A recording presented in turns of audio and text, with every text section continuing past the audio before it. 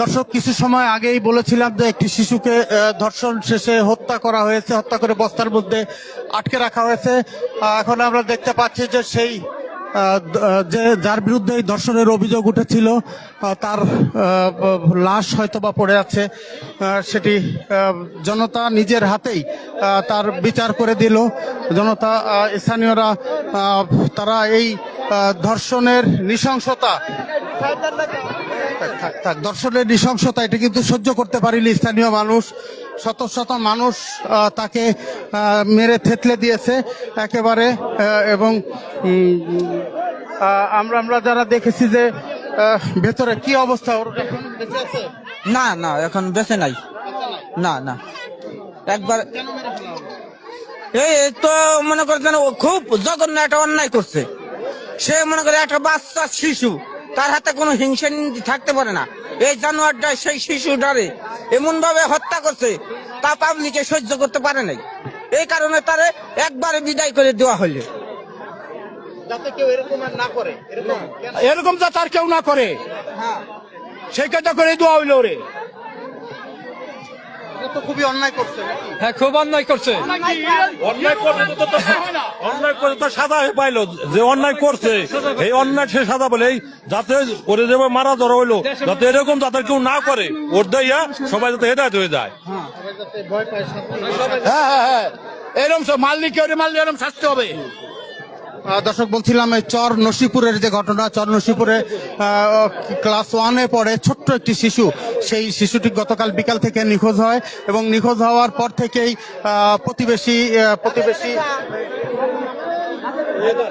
প্রতিবেশী হায়দারের বাড়িতে তার লাশ আজকে সন্ধ্যায় এসে পুলিশ খুঁজে পায় বা উদ্ধার করে, লাশ উদ্ধার করে। কিন্তু এই খবর পেয়ে শত শত মানুষ, গ্রামের শত শত মানুষ তারা কিন্তু এখানে ছুটে এসেছে এবং এই দৃশ্য দেখে তারা সহ্য করতে পারেনি।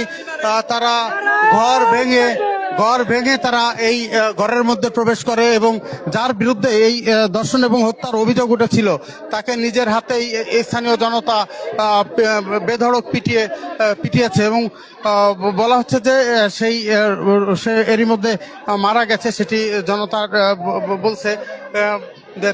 এবং বলছেন যে এটি আসলে তারা ক্ষুব্ধ হয়ে আসলে এই বিচারের যে মব জাস্টিস বা যাই বলি, এই ঘটনাটি ঘটিয়েছে, যাতে কেউ এর ধরনের ঘটনা আর কখনো না ঘটায়, কেউ যাতে এমন ঘটনা আর কখনো না ঘটায়, তাই দৃষ্টান্তমূলক শাস্তি তারা দিয়েছে, এটি দাবি করছেন। কিছু সময় আগেই কিন্তু এখানে পুলিশ চেষ্টা করেছে অনেক তাকে রক্ষা করবার, কিন্তু পারেনি। পুলিশের ব্যারিকেড ভেঙেই কিন্তু স্থানীয় জনতা শেষ পর্যন্ত এই যে হায়দার তার উপরে হামলা চালায়। গাছবাড়ি দৌলত দিয়ে এই পাশে তুলে দিয়ে ঘাট এ পাশে দিয়ে 250 বেড তন্ন করে খুঁজছি, কোথাও পাই নাই। তারপরে যে পুলিশ আসার পর তারপরে অনুযায়ী তাদের সহযোগিতায় ইনশাল্লাহ সন্দেহ। আমি তাই বললাম যে আমার মনে একটু সন্দেহ লাগে, একটু কথা মোটামুটি উনাদের। তাকে কেন সন্দেহ করলেন আপনারা? তার সন্দেহ করলে সে হলো খালি পিছিয়ে থাকে আর খালি পাশে হাত দেয়, পিছিয়ে থাকে, কোন কথাই বলে না। উনি কি আগে আসবে না? উনি আমার দাদা, আর উনি আসলে আগে না, যে আসলে ওর মেয়েটা গেল কোথায়, ও তা না গিয়ে ও খালি পিছনে থাকে, খালি পিছনে থাকে। মেয়েটা আপনার কি হয়? আমার মেয়ে। আপনার মেয়ে? হ্যাঁ। আর ওই হায়দার হচ্ছে আপনার কি হয়? আমার দাদা হয়। আপনার আপন দাদা? চাস্তো দাদা? আপনার দাদা? আমার দাদা। হ্যাঁ। তার মানে মেয়েটার হচ্ছে তাওই হয়। তাওই।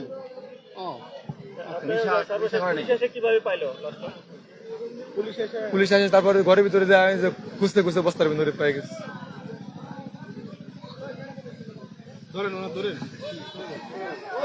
আসলে বলার মতো কোন, এটা এমন একটা ঘটনা হৃদয় বিদারক, এটা বলার মতো ঘটনা না।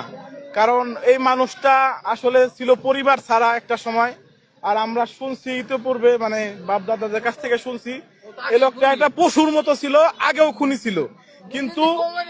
কিন্তু ওনারে দিয়ে আমরা বিন্দুমাত্র সন্দেহ করি না। কেন? ছোট একটা বাচ্চা মানুষের সাথে মিশে থাকে, মানুষের তো পরিবর্তন হয়। তো ওনারে ওনার সাথে আমরা আজকেও কথা বলছি, যে জিজ্ঞাসা করছি, আমাদের দোকান আছে গেছিল, আমি বললাম যে ভাই কি অবস্থা, তো উনি বলতেছে এই অবস্থায় ভাল লাগে নাকি কেমন কি। তখনই মানে মানুষের ভিতরে একটা সন্দেহের সৃষ্টি হয়েছে যে আসলে একটা মানুষ সবাই যখন মানে আহাজারি পুরো এলাকা জুড়ে আহাজারি দেয়, যখন এটা খবর শুনতে একটা সন্তান যখন মানুষের হারাই যায়, একটা সন্তান যখন মানে বাড়িতে থাকে না, একটা বাবা মার কি অবস্থা হয় সেটা বুঝেন। আমরা সকালবেলা মাইকিং করার চেষ্টা করছি, যতটুকু সম্ভব চেষ্টা করছি, পরে কোনোভাবেই কোনো সন্ধান হইতেছে না। মানুষের একটাই সন্দেহ, হয় পানিতে পড়তে পারে ছোট বাচ্চা, আর না হলে কারো হাতে পড়ে গেছে ছিনতাইকারী বা এমন কিছু হতে পারে, আমাদের ধারণা ছিল। কিন্তু আমরা জানি না যে ঘরের ভিতরে এই পশু থাইকা এই পশুটা এই বাচ্চাটার সাথে কি নির্মম আচরণ করছে আমরা জানি না, কারণ তার কোনো ওয়াইফ ছিল না, কিছু ছিল না, আমরা জানি না তার সাথে দর্শন করতে কিনা। কিন্তু আমরা এইটুকুনতে খুব খুশি, আল্লাহ তাআলার যে একটা বিচার আছে, যে দর্শন করছে তার শাস্তি মৃত্যুদণ্ড, আজকে এলাকাবাসী তার উপযুক্ত শাস্তি দিচ্ছে, আমরা সকলে খুশি এবং ধন্যবাদ জানাতে চাই প্রশাসনকে। আজকে ওসি মহোদয় তিনি দুপুরের পর থেকে এখানে এসে অভিযান করে, তো অভিযান করার পরে তিনি তিল করে যে লোকটাকে আমরা যে হায়দার মোল্লা যে ভিকটিম তাকে বলে, যে তাকে বলার পরে তার সাথে কথোপকথন বলতে বলতে কথায় কথায় তার সাথে তাদের টিমটা নিয়ে তার ঘরে যেয়ে আমরা সন্ধ্যার একটু আগে আমরা সকলে যখন কথা বলতেছিলাম, তো তখন হঠাৎ করে রুমের মধ্যে থেকে একটা আওয়াজ চলে আসে যে পাওয়া গেছে। তো এইটাই হলো ঘটনা।